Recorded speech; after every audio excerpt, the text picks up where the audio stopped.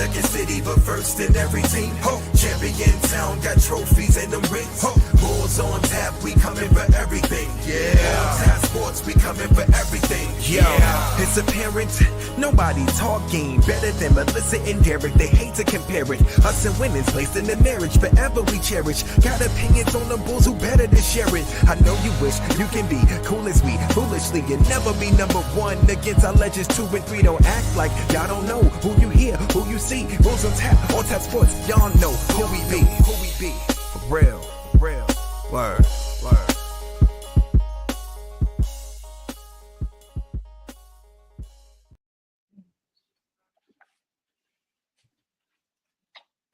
What's up, Bulls Nation? Welcome into another episode of the Bulls on Tap podcast, presented to you by On Tap Sports Network. I'm your host, Derek, and as always, I'm kicking it with my co-host, Miss Melissa. Missy, what's going on? What's good, everybody? Glad to be back. Hope everybody's been well. What's going on? And we got our guy, Morris, Bulls on Tap, right with us. What's up, Mo? I'm chilling. I'm ready to talk about our favorite topic in the whole Bulls Nation, which is Josh Giddey and money.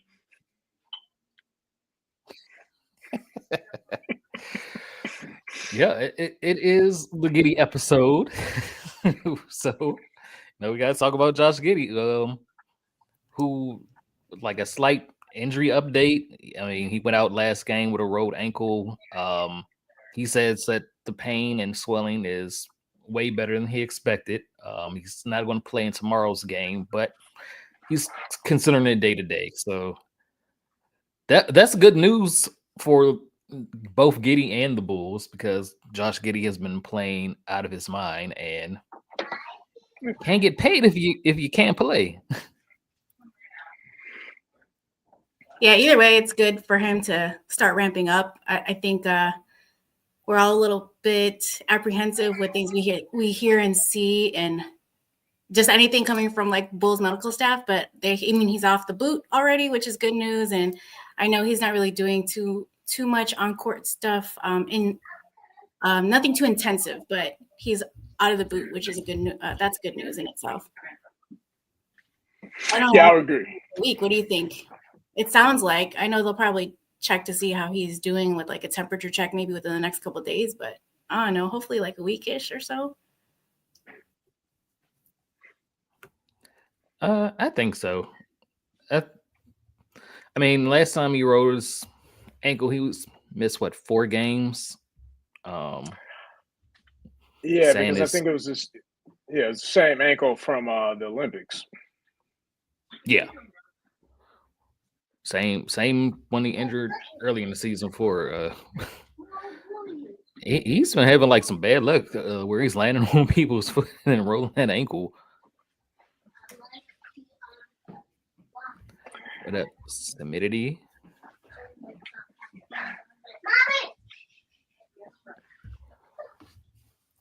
But yeah, Giddey has been like balling out of control. I think he's pretty much averaging a triple-double over the last 9 games. And, I mean, some Bulls Nation, they either love him or they hate him. It's like no in between to that. Either he's we shouldn't have traded for him and we should have kept Caruso, or he's Larry Bird.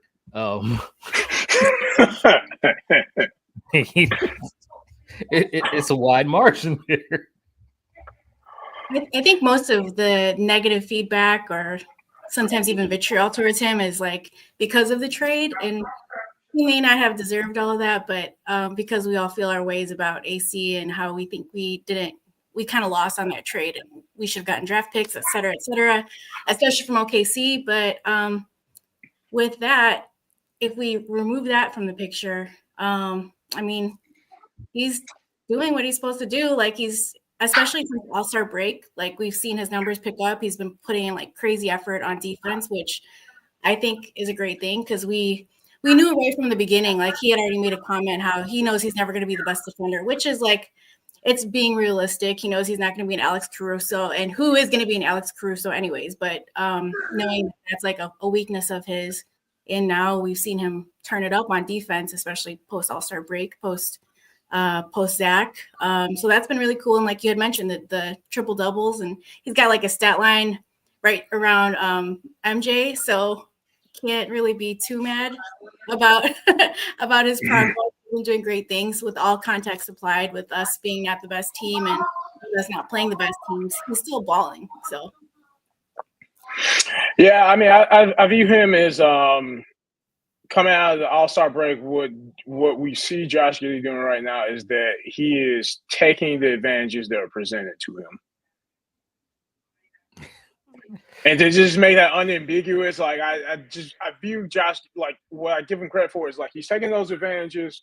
I'm modest in like what I expect based on what I see, because I don't necessarily expect Josh Giddey to be a person that's going to anytime soon start creating advantages for the Bulls.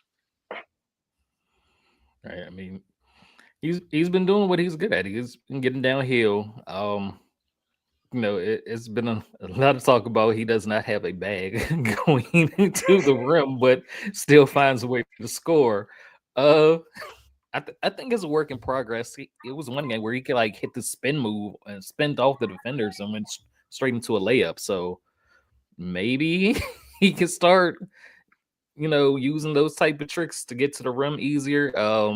Seems like he stopped shooting that ugly floater that he would airball sometimes, and he's definitely finding his footing. Like you said, he has zero bag going to the rim, but the fact that he's doing it and he's at the free throw line as frequent as he has been lately is, I mean, those are all improvements. So, and his true shooting percentage is like crazy high. I think it's somewhere around 60% or better. So that's been a great improvement. Again, that's all after All-Star break. So like for me, with anybody and anything like basketball, anything really, it's about what I love most is like the effort and the energy you put into your play, and obviously just your mentality, like your willingness to do better and be better. And that's why I'm off tangent, but like the same way I feel about Kobe when like 2 seasons ago with him not really having too much of a handle package. He worked on that. He worked on his shot. Same thing with Giddey. It's he's definitely been working at his flaws. So that's been really nice to see. Yeah, he's shooting like 57% from 3 since the All-Star break, I believe, which is crazy. Do you think that's going to change? I know, like, I feel like most of his threes they haven't been challenged like wide open. I wonder if the league's going to start noticing and how he's going to do when he starts getting challenged on those shots, because he's been popping a lot of wide open threes and his percentage is crazy high, but for the most part, they've been kind of like, he hasn't been challenged. I don't think, and certainly not this season, because I think if you parallel with like Kobe's progress, right? I mean, he started hitting shots like what? Last season was the 23-24 season. So like Kobe's second half stretch, he had in that 22-23 season, he started like going on upward trajectory, but it wasn't really until like the first half of last season where all of a sudden Kobe started like, you could tell that Kobe was starting to show up on scouting reports, and he started commanding double teams. So like I think it's still going to take some time for Giddey to get to that point where he actually is drawing two to the ball. And if he is, I mean, that's a real litmus test. I'm not confident that like Giddey with two to the ball is going to be something that he's going to navigate immediately. I think he has to grow and adjust to that the same way, because a lot of what, I mean, even right, like with the Pacers game this past week, right? Giddey's getting downhill. To some degree, though, I think you have to factor in the fact that, like, the Pacers are a weak team. And I'm not trying to take away from Giddey from that, but, I mean, you got to look at all the variables in play. Like, Pacers they didn't have any resistance whatsoever to any sort of downhill attack, whether it's Giddey or anybody. So, like, it's just – I think the thing for Giddey is, like, what is Giddey going to do to get himself stronger to where he can deal with contact on both sides of the court? Because I think that's honestly my biggest issue with him, and why I'm critical of him is I don't think he is, as a defender, I don't think he handles contact well. He definitely cannot, still to me, can't navigate screens like to any satisfactory level. and then even he is making the effort, right, to get downhill. It's still a work in progress in terms of like, is he going to challenge guys at the rim with his body? That's what I'm looking for out of him. Like, and to do that against physical defenders as well. Yeah, that would definitely be like the next step. I think once he does start getting guarded, that percentage will drop a bit. Like I said, Morrison says until he's gonna have to learn how to adjust to that. I'm kind of semi-confident that he would be able to adjust to it because he's already starting to make adjustments to the weaknesses that he came in with. He was a weak defender, and now he's giving effort. He's not terrible. He's not where you'd be like, oh, we gotta get Giddey off the court because they're going straight at him. He makes plays on defense. I said his shooting is better. He's getting to the foul line now, getting all the way to the rim. So he is shown that he's able to adjust. It's just, is it going to be an adjustment to where the Bulls can say, okay, this is one of our pieces that is going to get us back to competing and like legitimately competing? Or is he just good enough to be more at the top of the middle than the bottom of the middle?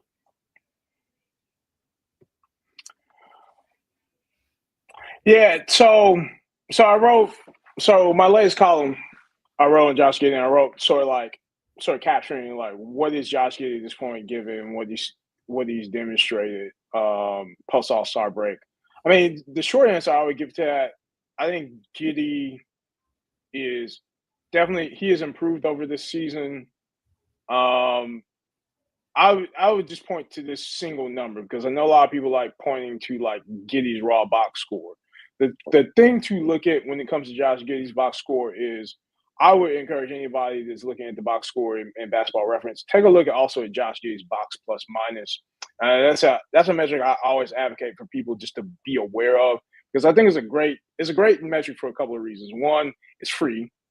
Two, it's an easy to read scale of like, or easy to interpret scale of like the span of like the spectrum of performance NBA players have, because on one end of the spectrum are your MVP, all NBA type guys. On the other end of it is complete, replacement players, like, just running the mill average guys. I think Giddey is like very much a mid guy to be on brand with AK. He's a middle of the road, like slightly high functioning role player. And I'm kind of like going backwards, but I agree with like what Derek was saying, because I mean that's what I was talking about too, about him just being able to improve. So yeah, I do. I'm not necessarily a Giddey believer. I'm not necessarily a Giddey hater, but I can only go off of like from the beginning. I wasn't so sold on him just based off of what we were seeing from the very beginning, and then my bias with the whole trade, which has nothing to do with Giddey, and I didn't really love that he demanded to have like a starting spot, but here we are. And since, like we had talked about, since then he's made major improvements. I don't think he's the greatest player, but he's also really young. And then like as he has more experience, I think he does have potential to do better, even with like contact. As far as like the question with, is he enough to take us anywhere? I really don't know, because that really depends on AK and like what kind of pieces are going to be put around. Is it going to be around Giddey? Is it going to be around Giddey Matas? Is it going to be around Giddey, Kobe, and Matas? I think it's possible, but we still need a star player. How is that even going to be possible? But we got AK with the idea of us being able to do something with a whole team of role players, and like we were talking about before we hopped on, they also happen to be all guards. So it's like it's tough. We're in a tough spot. All you need is 9 to 10 good players, and you're competing for championships, according to AK.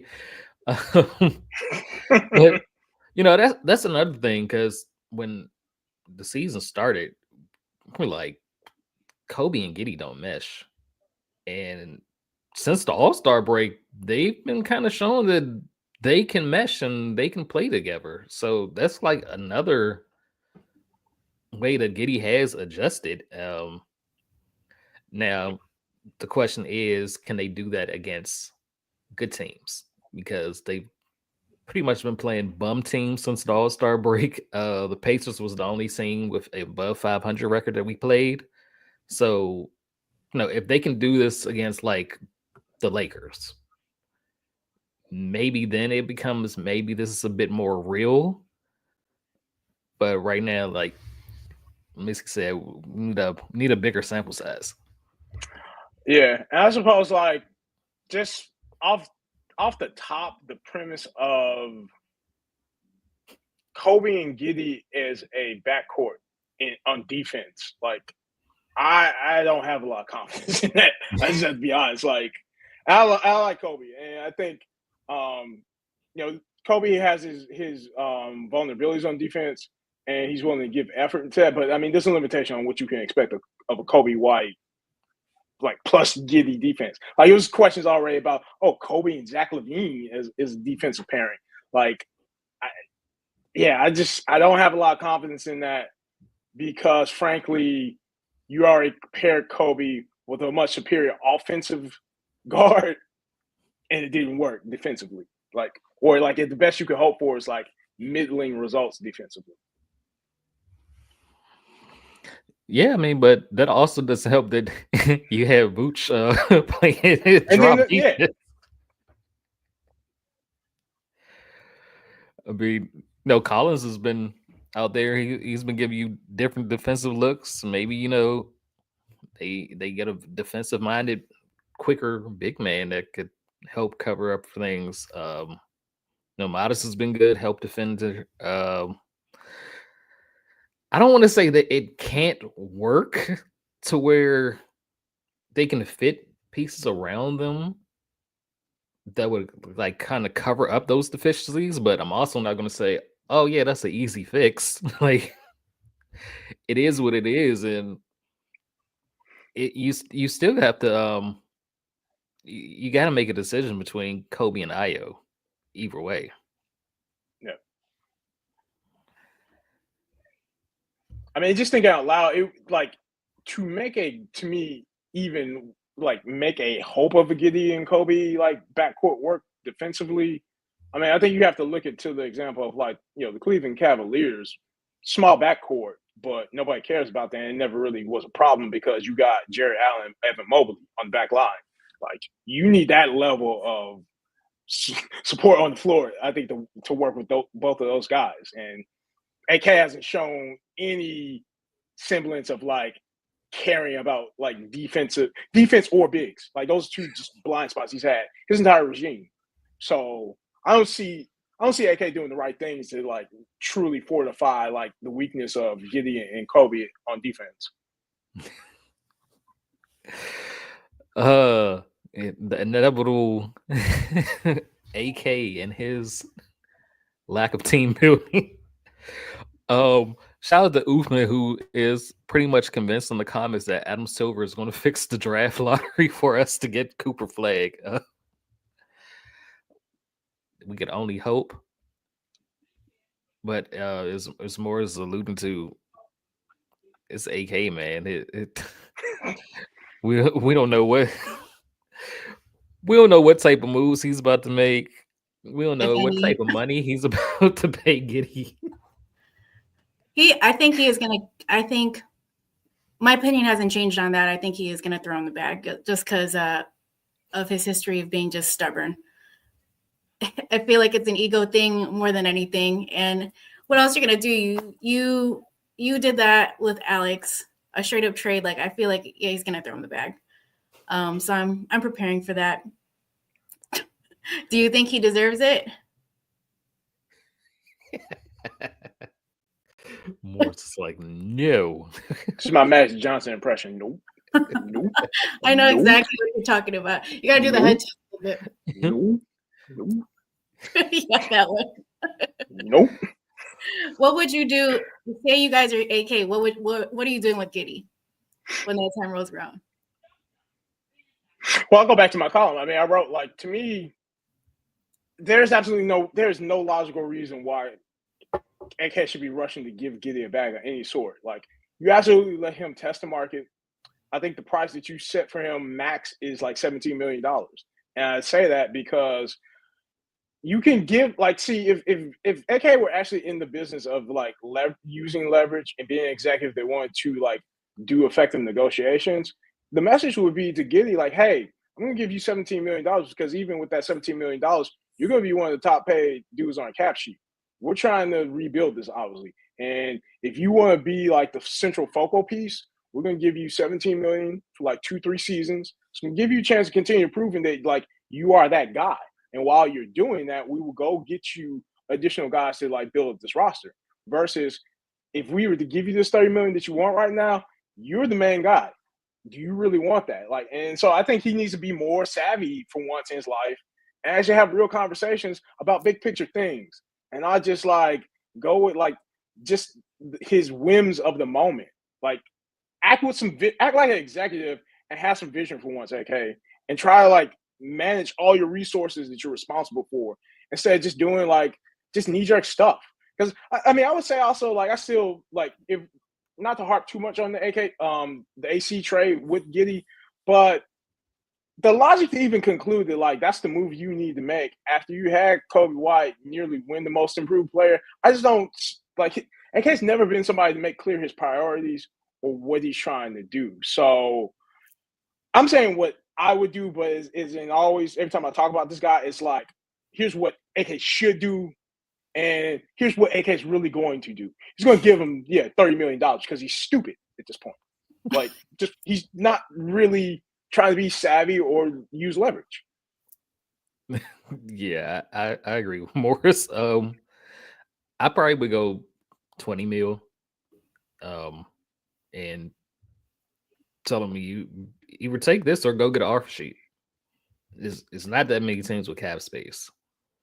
So if you come back with an offer that can beat 20 mil, either we'll match it, or if it's too high, we go get your bag. Wherever you going. But he shouldn't be quick to just throw 30 mil at him. I mean, there's no reason to, because you have leverage. He's a restricted free agent. So that means ultimately you decide if you're letting him go or if you're bringing him back. And if he wants to stay in Chicago, where he knows he has a guaranteed big role in the offense, he's not going to be coming off the bench. He'll take a fair offer. If not, he gets no offer sheet and he still doesn't want to sign that contract, then you make him go out there on a qualifying offer and we'll figure it out after the season. Yeah. And so Giddey's qualifying offer, just for everybody's awareness context, I mean, it's $11 million qualifying offer. AK should not be going from 11 million, 30 million. Just like raw bat, like that's just bad business all around. Like you don't need to do that. You just re-sign Lonzo Ball at $10 million. If like, why would you re-sign Lonzo Ball if you know you're about to give Giddey all this money? You didn't need to do that. The more prudent, sensible thing would have been, okay, yeah, I know I'm about to give Giddey $30 million. Let me use this extra $10 million. I don't know, to go get it like another defensive big or a big that can play defense. Like, get some defense for this dude. Like, because as much as I harp on his shooting and his lack of defense, I won't deny that, there's some development runway he can have. I just don't think it's a high upside at this point because of how long he's been in the league. But, like, it's got to be one or the other. And this is, like, the persistent problem with AK, right? Never picks a direction, just does stuff. Don't make sense whatsoever. Just does stuff. And he's going to do that again. He's going to give Giddey a bunch of money because something I point out after the Zach LaVine trade happened, right? John Hollinger from the Athletic pointed out that like the big result from that trade more than anything, like forget the guys that AK got in return, is creating $30 million in cap space. So $10 million that's already gone to Lonzo. $20 million, I guess maybe even more on top of that, will go to to Josh Giddey because AK has no vision. That's all he sees. He sees, oh, I got all this cap space now because I finally got rid of Zach. Which is what I've been trying to do for 3 years, but I suck at that. So here, Giddey, here, take my money. Yeah. All of it's pretty depressing when you think about it. Everything that's gone down or not gone down the last like 2 years at minimum. And it's funny too, even with like us getting rid of Zach, the team is only slightly worse than last year, even with like Zach off the team and Alex off the team. So yeah, to your point, like, yeah, I think we all agree on that. Like there is definitely no vision. It definitely is just like dealing with things as they come. And I don't even know that he has any negotiation skills whatsoever. Does he even ask for things like going back again to the OKC trade? Like, did he even ask for one single pick? Did you even ask? Did that even get brought up? So, yeah, it's tough. AK.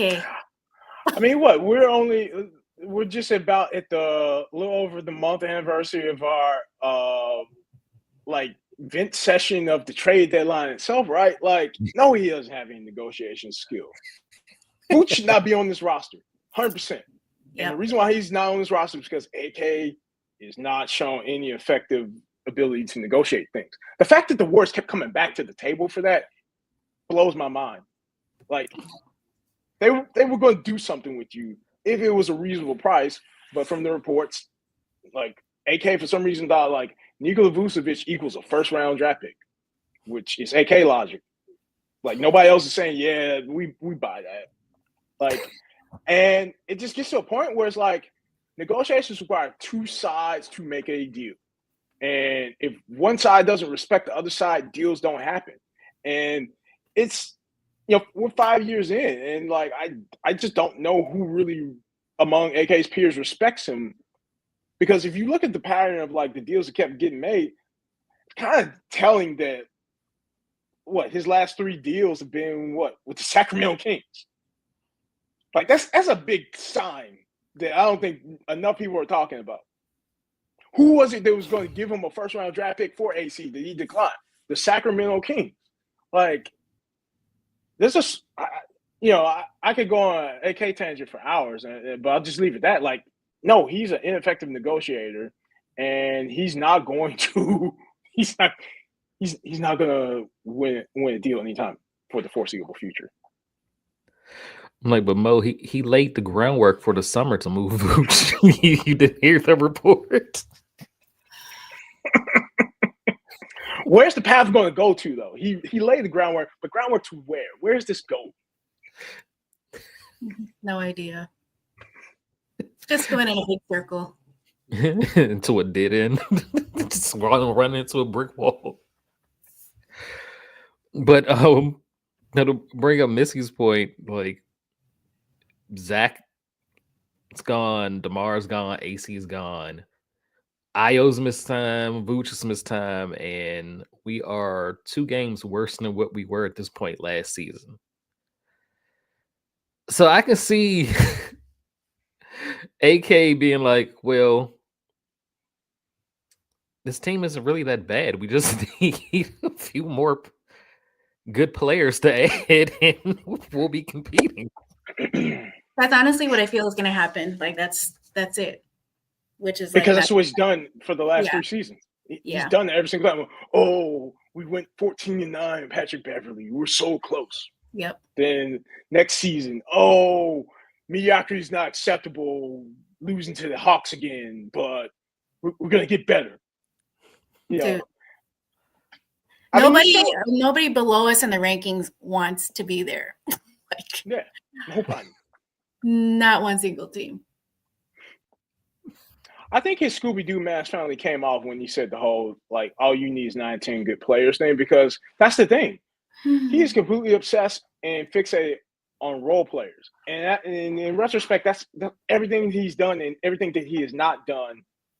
It all comes together when you think about it like that. Like, you know, remember the off season he had where he talked about, oh, people have been criticizing us, but wait till you see what we do in free agency. And what do we get? we get Javon Carter, Torrey Craig, and he's ready to go douse himself with champagne because that's what he did. He brought in Torrey Craig and Javon Carter, and it was smug. It's all get out about that.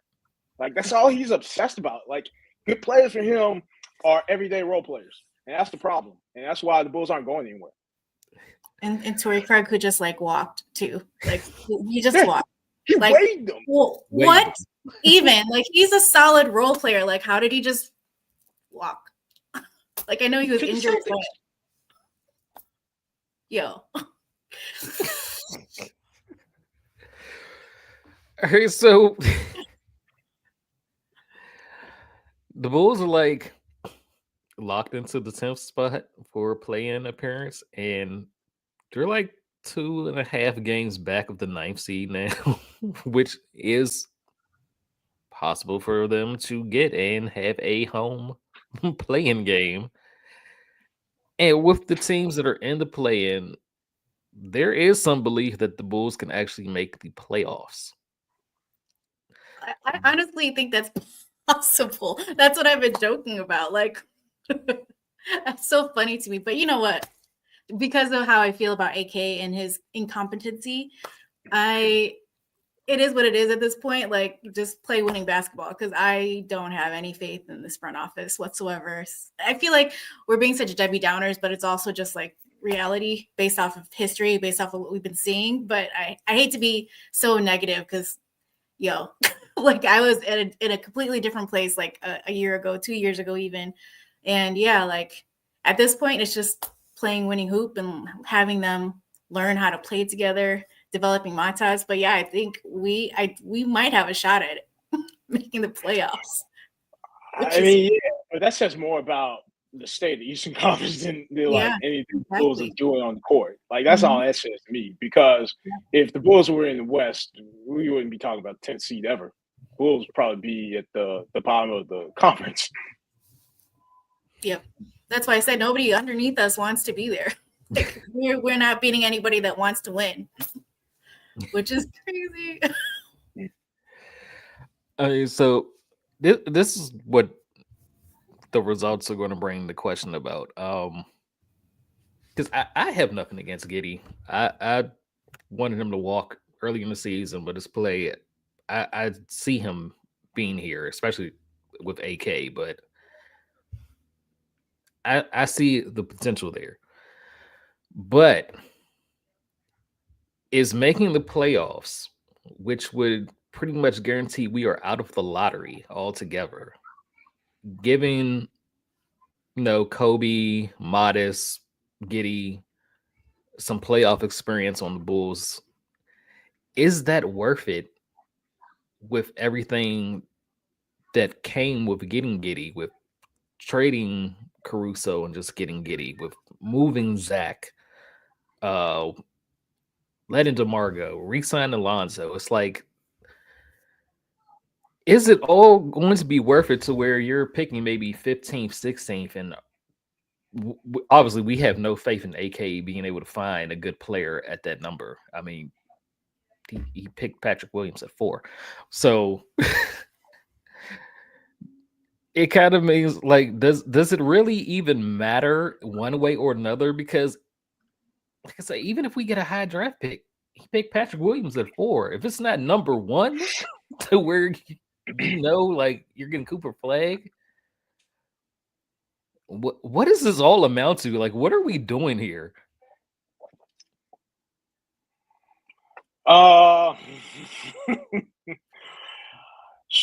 Short answer really is like AK probably shouldn't be running the Bulls right now. He shouldn't be allowed to be in the draft room this summer. We know Jerry's not going to allow that. And Michael specifically is not going to allow that. It matters in the sense that it's poor asset management for somebody who has asset management responsibilities. You let players like Zach LaVine kind of just get salary dumped for all practical purposes. And at the same time, like, I can appreciate some of the things that Jones and Herder and Zach Collins are delivering, but none of those dudes, not even collectively, all three of them, they're never going to equal anything that Zach was doing. And AK bears the blame for like how the entire Zach situation sort of like devolved once he gave Zach his max contract. Like to allow a player of that stature basically get perceived that he's like as bad as Bradley Beal in terms of contract value is never going to be something that's explainable. And he's just like cooking right now with the Kings. And it's just that's why it matters, because it's like, even though, yeah, it's probably better AK doesn't waste a draft pick, it's the fact that like he's not doing anything to create value. That's just what it is. Like that's the problem I have with him in general, is that like you look at how he manages the players, the picks he has, his cap sheet, it's all waste. He has not created any value as a basketball executive. Whereas if you could just look at other franchises, like, I point to the Brooklyn Nets a lot and I joke about like the Brooklyn Nets front office is who AK thinks he has, because the Nets actually are kind of like, their fan base criticizes them a lot because they feel like they're kind of hedging between like tanking and somehow trying to play the free agency game. But they have the luxury to do that because they actually have a mountain of draft picks. They have cap space. AK has neither. Like AK, for some reason, keeps spending all his money up to the luxury tax. Again, mediocre role players.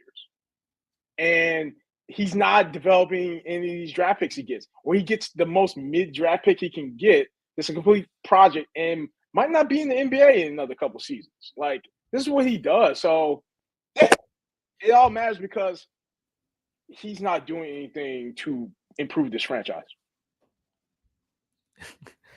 Shout out to Sonny in the comments, who says, if you can put your hatred for AK aside, I can't. We can't either. And Judge Giddey for what he is, he's been a really solid pickup.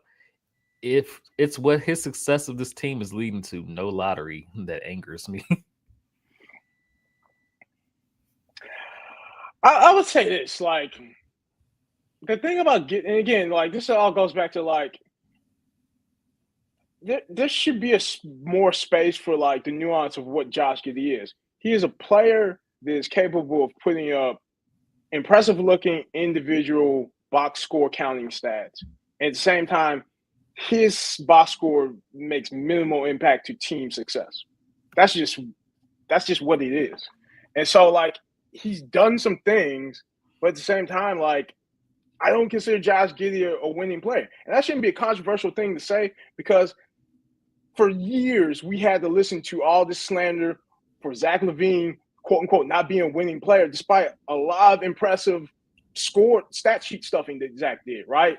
So I just don't have an appetite for all of a sudden we're going to get all high on Giddey's box score, as if like we didn't just have an actual all NBA player, actual all-star who should get slandered regularly for being empty calories. Like, I'm just not there with Giddey yet. These aren't Sorry, go ahead. These aren't Jason Kidd triple doubles, Morris. He's scoring with these triple doubles. To me, the fact that he's getting like featured and highlighted on these like big Twitter accounts, like NBA accounts, is funny. Like, Giddey's getting all the love from all the NBA accounts. But yeah, that's definitely interesting. It's just he's still young. I feel like I'm not as low as I was, like I mentioned, when he first hopped on the team. I think there's potential there. I don't think that he's quite what you would call a winning player yet, but he's still so young. Like, he's just now getting some actual playing time where like with OKC, he rode the bench in the playoffs. So I feel like there's room for improvement there. But what you said about Zach is spot on. Like, for him, it was like roster construction.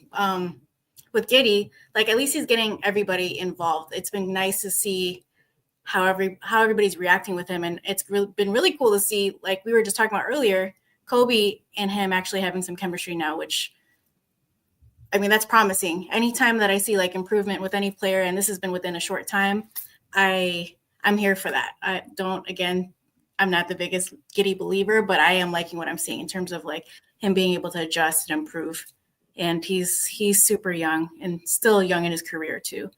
So we'll see how that plays out. But I don't know about building around Giddey though. That's a different topic. There's nothing that he's demonstrated that like you build around that.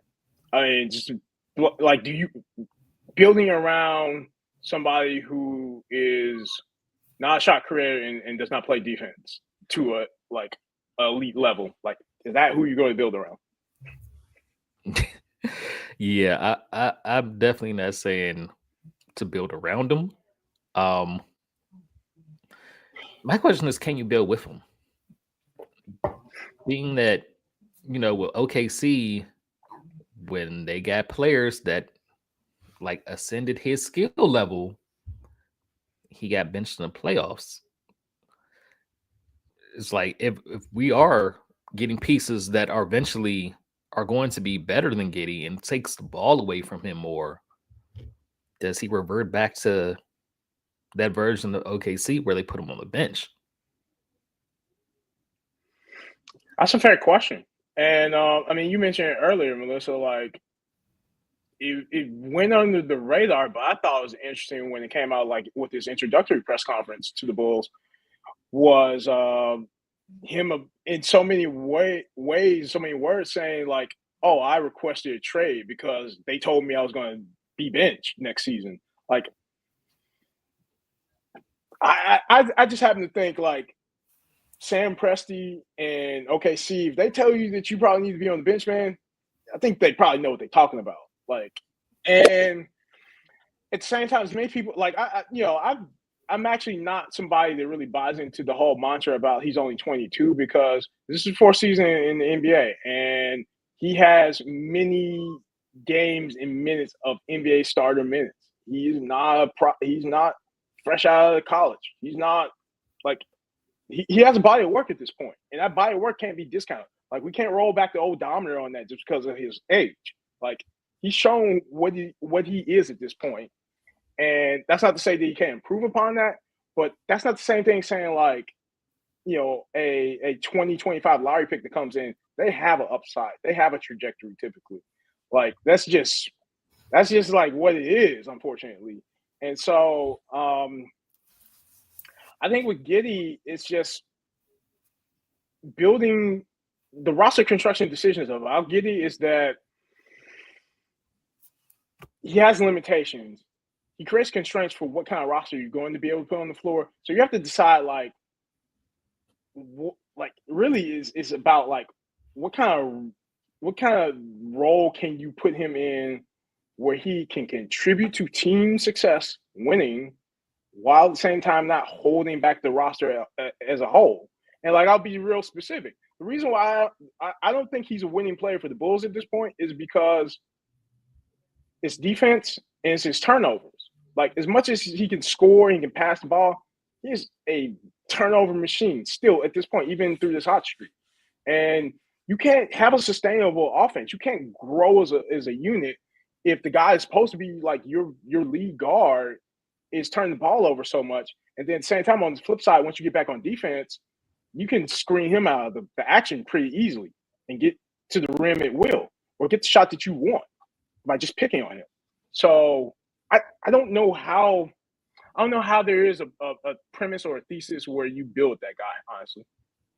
Yeah, I'm not trying to build around him either. But what Alejandra said, I was thinking the same thing. Like when you had mentioned he's 22 years old and it's fourth year in the season, I'm like, man, P. Will's 22. Is his fifth year? Like, if we're speaking strictly on like age and like the amount of time they've been in the league, like Pat's gotten some solid minutes.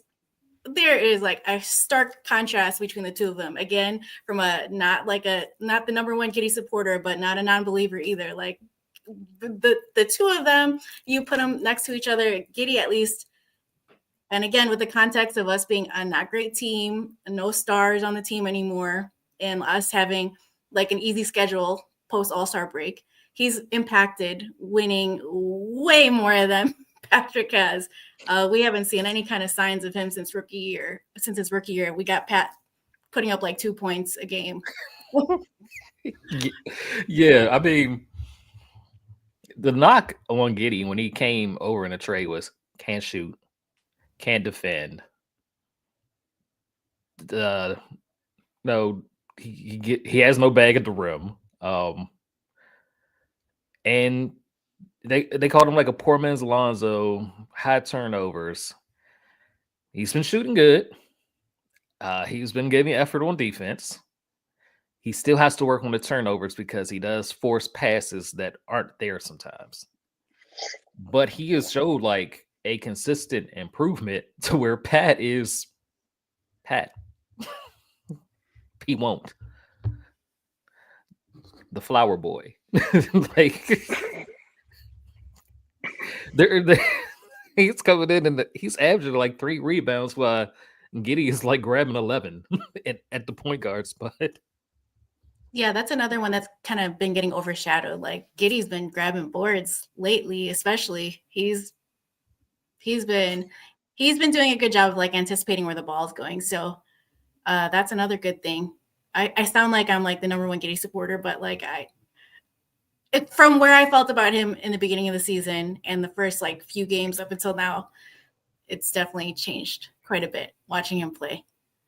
Yeah, I mean, at the beginning of the season, I was pretty solid about like the Bulls should be finding a way to trade Giddey by the trade deadline. Yeah. I'm fine with re-signing Giddey to a team-friendly deal. That's where I'm at. Like, yeah, I don't believe he's worth anything over $20 million. He has no business getting anything over $20 million, just mathematically and business-wise, because you don't really need to make that much of a stretch. Like, if this qualifying offer is 11, I'm giving him, like, to me, like, you get $5-6 million on top of that. I mean, that's what the Bulls did with Ayo. If you look at it, I think Ayo got made. Like, I have to look at that, but I mean, Ayo's restricted free agency.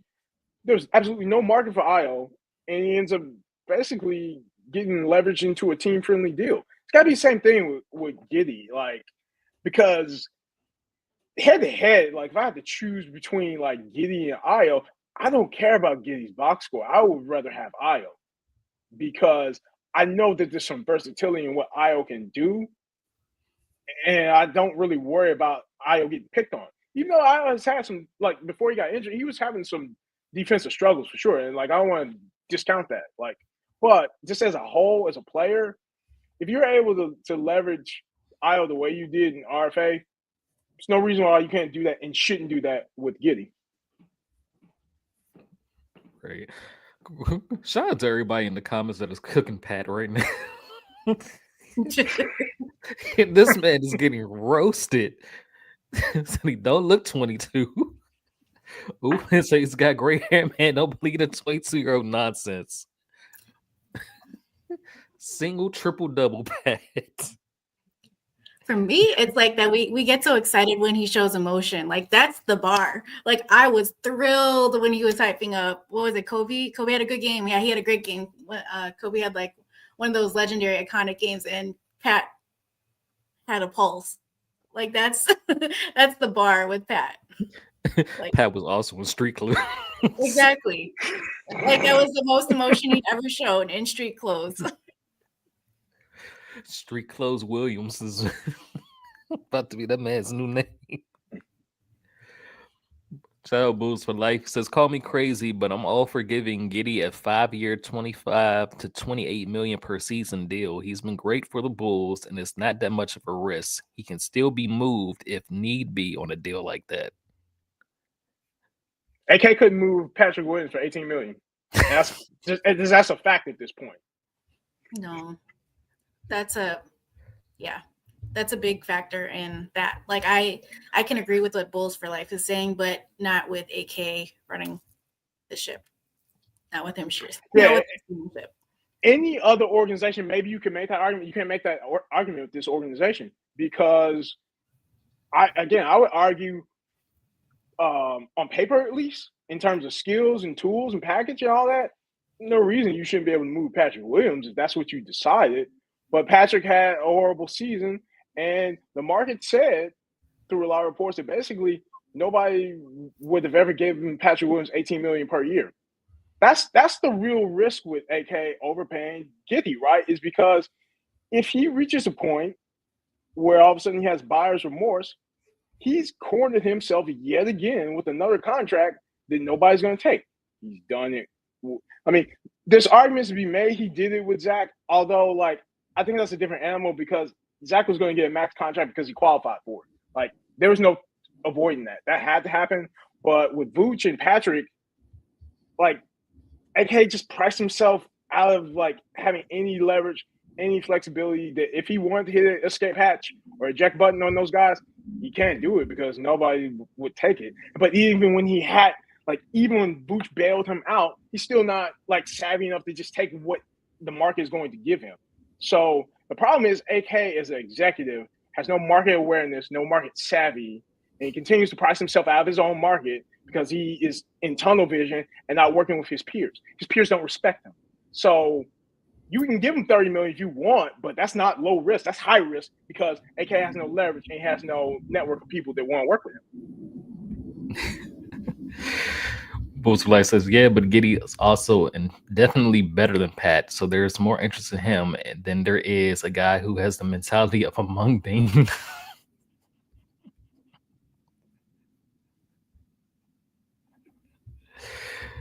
The other speaker says, we're just arguing on pure emotion and assumptions. It's crazy. Why is Giddey being compared to Pat? It makes no sense. The Giddey and Pat wasn't really a comparison. It was just a it's identical context with the contract, right? Like, we just saw what AK did with restricted free agent last year in Patrick Williams. Josh Giddey is going to be a restricted free agency in this upcoming summer. They are relevant context. They're not the same player. That's not the case, but it's going to be the same contractual process. Yeah, we were talking about that, and you might have missed that too. And then we're also talking about the comparison in age, being 22, and then amount of time in the league too, and the trajectory their careers have taken within that time. But other than that, not too much to compare between the two. Yeah, Giddey is way better than Patrick Williams. It's no comparison in their play. It was about the age and them being in the league where people are using, well, he's only 22, and somebody in the comments said, well, Pat's 22 as well, so can't really use that as an argument for things. I mean, but yeah, it's not a comparison between the players and what they show on the court.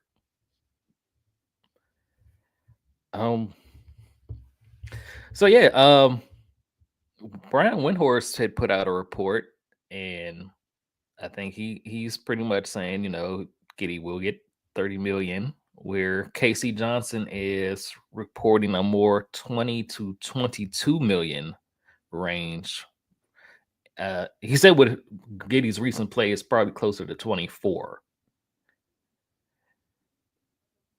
How uncomfortable Morris would you be if he's getting 24 million a year?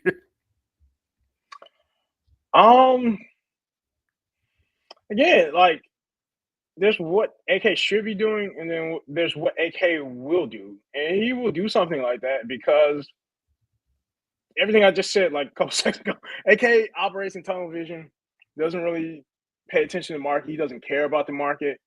It seems like he has very narrow line of sight on things he wants to do, and he just does them, regardless of the context, regardless of the situation that's presented, regardless of, like, even setting himself up to have some flexibility to pivot and do something different when something suggests that he should do something different.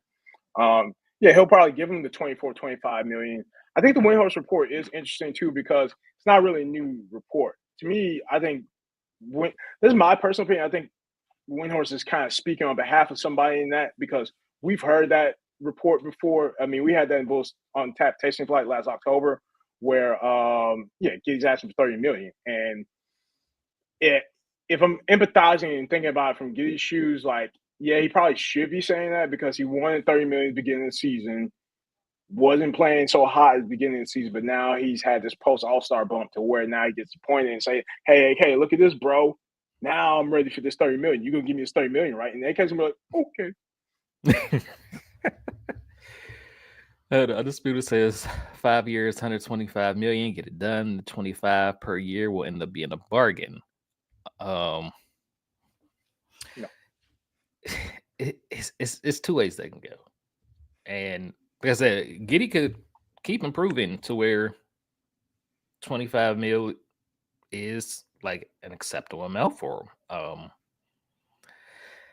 I would be more in favor of that if we had a competent front office, because even if you be like, okay, he's not working out, like we need to move in a different direction, somebody with Giddey's skill, you should be able to move that deal. AK has shown that he cannot move players at all. From trying to trade Zach for 3 years to Vooch is still here. Mm-hmm. He couldn't even get anything for Torrey Craig, who he just waived. Yeah, that was So it becomes more of a risk than being a positive, because okay, say he does improve and the Bulls can move forward with him and they can build with him, and everything that he's shown with the Thunder, with players getting better and having to move him to the bench and being like a liability in the playoffs. Let's say he tosses it all out the window and he works out for the Bulls. Great. There's always that risk that what he's shown us is who he is, and that's we'll be eventually in the same situation to where we're stuck with somebody who the media is not going to like do any favors for, like Zach, to where you're like, oh, he's the worst contract in the league. Bradley Beal is a more movable contract than this guy.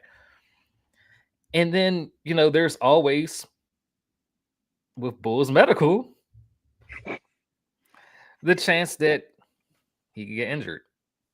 And I mean, look at Lonzo. And shout out to Lonzo for coming back, because that's an amazing story, and it's never been done before. But Lonzo's been out how long now with a wrist injury that they were afraid that it was going to keep him out for the season because he would have to get surgery, but they decided to rest it, and now he's still out again because of that same wrist. Yeah, that's another indictment on Bulls Medical. But then I also bring it back to AK. This is the same Lonzo Ball uses extended that you also could have just decided I'll cash him in for draft capital. Yep. Like it just doesn't make sense, right? Because Josh Giddey was supposed to be Lonzo Ball light, according to reports. Like he was supposed to be effectively the Lonzo Ball replacement.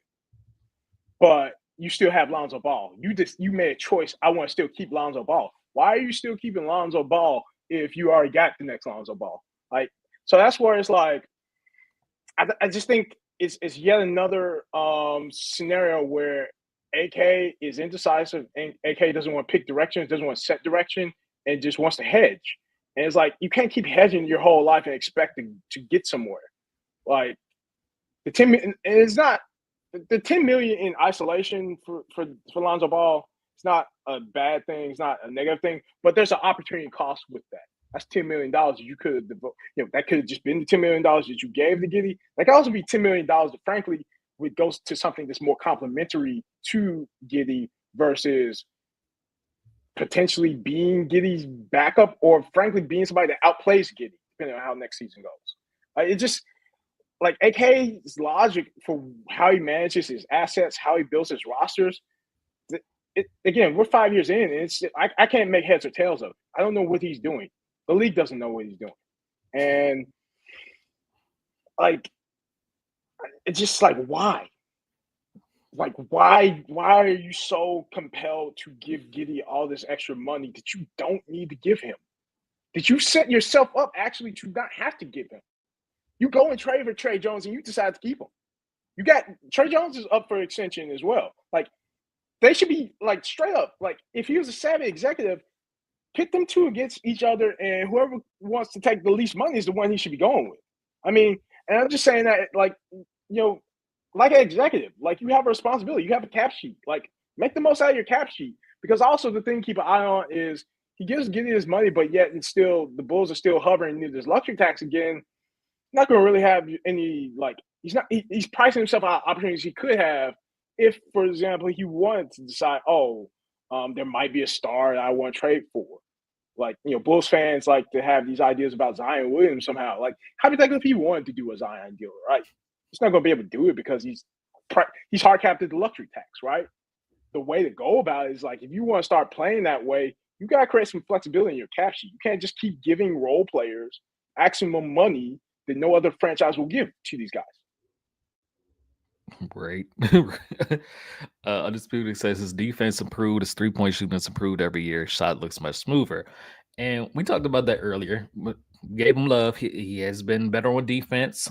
His three's been falling. The thing about that is we need a bigger sample size because these threes that he's taking are wide open. We want to see if he's able to adjust where he's being planned for by the defense. If he's drawing two to the ball, we just need like a more bigger sample size of the post All-Star break Giddey. If he's playing like that still, and he's playing against good defensive teams, and he's showing that he can draw two to the ball, and maybe he develops a step back three. If he develops a step back three, then you're kind of good. That's an important nuance too, right? Because it's like so not all 3-pointers are created equally, right? So almost all his 3-pointers are wide open 3-point. Like nobody is contesting his 3-point shot. So it's great he's hitting open threes. He should. Now, can he hit contested 3-point shots?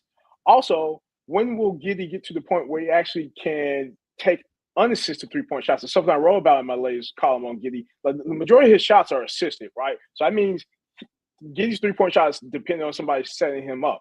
And it's the same thing actually we saw with Kobe White last season as well. And where you start seeing Kobe struggles this season, DeMar was generating a ton of looks for Kobe with the two of the ball he drew. And that created all those great open looks that Kobe took advantage of.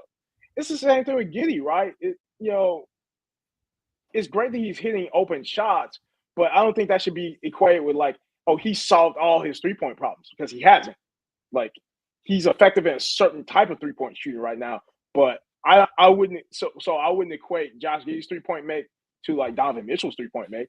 They're just different dynamics on the court, different context, right? Yes, they're the same mathematical 3 points, but they're created in different circumstances. Undisputed said Indy had some good defenders and he was cooking them. No, Indiana is a bad defensive team. I looked at it the night we were playing them, and I believe the Pacers are like the 18th ranked defensive rating. Like they're not, and they haven't had a good defensive reputation in this whole like stretch of them being like a playoff team. Like they're not a defensive team. They haven't been. He says they have good defenders though, so maybe he's talking about TJ McConnell and the second coming of Allen Iverson, according to some Bulls fans, like apparently cooks everybody.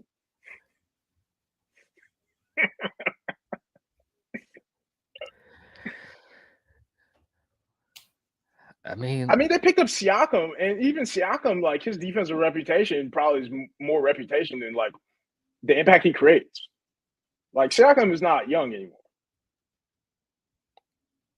Yeah, I mean, everybody was cooking the Pacers that game. Kobe and Giddey both had 29 points. Is that the game where Javon Carter came in and dunked? It might be.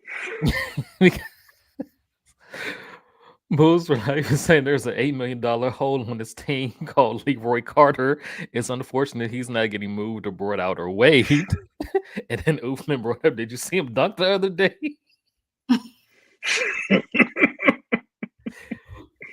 Somebody said the ball-headed hoe Leroy Carter should be playing in China. Not your bitch. Oh man. All right. Undisputed saying Nemhard was on him and he was just defensive player of the month. So, referring to Giddey in the Pacers game.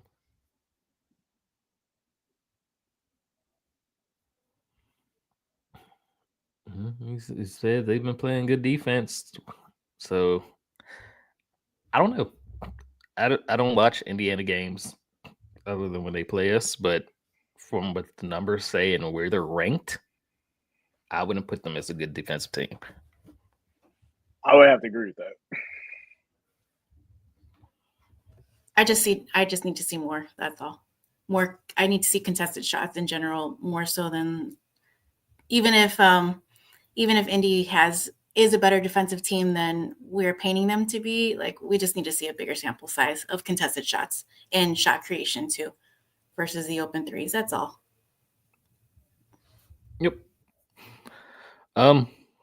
So yeah, Giddey has said like he's day to day with that ankle, and you know it is what it is. But he will be out tomorrow against Brooklyn, and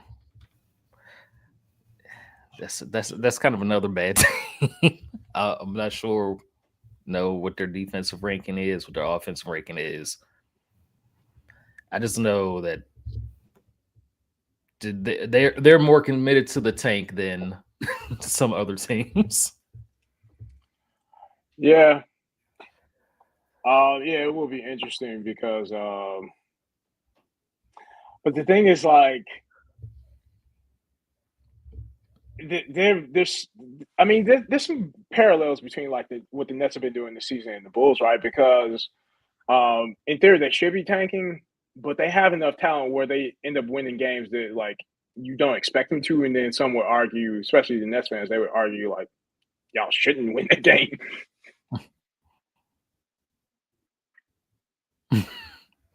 I think it's gonna, yeah. Like I think that's what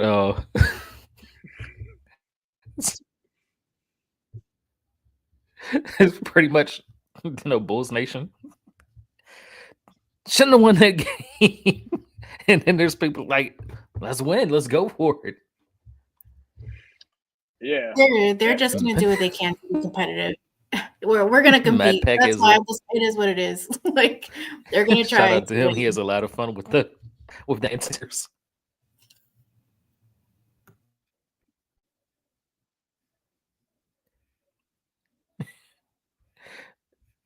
Shout out to Undisputed because he says he's a Colts fan, so a lot of his Colts friends are all Pacers fans, so he has to argue with them about the stupid Pacers. Melissa's saying he's doing the Lord's work. I saw that. I'm like, I'm gonna keep my mouth shut on that one. But of all the things that you could have said, you should have known better. Like, you should have known that would have. I do want to go back to this whole point about like the Pacers and they're a good defensive team, and like I'm looking at their splits from the season, right? So Andrew Nembhard, he was named Eastern Conference Player of the Month for the month of January, which happened to be like the 1 month where the Pacers actually had positive plus minus. Like, Pacers were plus 10.3 in the month of January. Before that, they were all negative plus minus. It's like the team is just not. It's not a defensive team. Like, so I'm gonna stick with that. So sorry if we're lagging. Like, I think the whole thing just started lagging a bit, but so Daniel was asking when he said nightlife. I was like, if you did not see it, the Bulls put out one of the little social media videos with the players, and they were asking everybody what their favorite thing about Chicago is, and Giddey is like, well, the nightlife, and people immediately are like, dude, have some shame. I didn't look at the comments. I Because just saw that posted. of course, the infamous.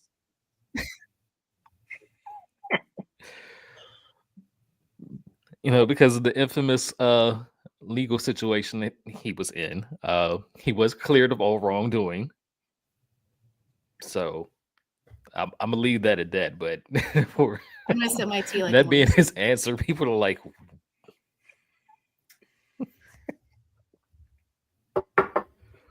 But most people said food. I can agree with that.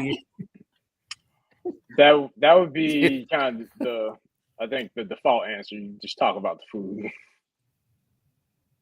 And they would all be right. Yeah. I like You got Montas's food. answer. Montas said the fans, and then he said the food too. Yeah, it's like food, fans, the people, summertime shy, and then you get the nightlife. I mean, like most things, Modest knew the assignment. Dalen was definitely he's over the cold weather. He was like, sun, the heat, warm weather, summertime. It's like this. I understand. He's from Arizona, right? Yeah. Yeah. Oh man, shower bills for life.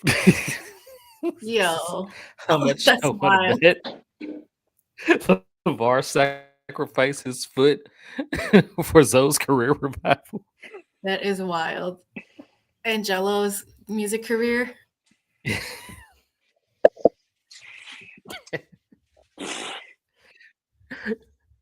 It's got to be some sort of sacrifice in the music industry. Supposedly. We're going all off topic right now.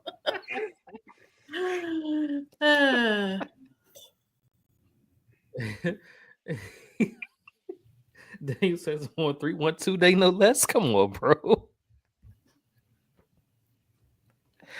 Hell yeah. I mean, yeah. So happy 3-1-2 day, Chicago. Happy 3-1-2 day. Action tomorrow against the Nets. So until the next time, go Bulls. Go Bulls. Thank y'all for tapping in.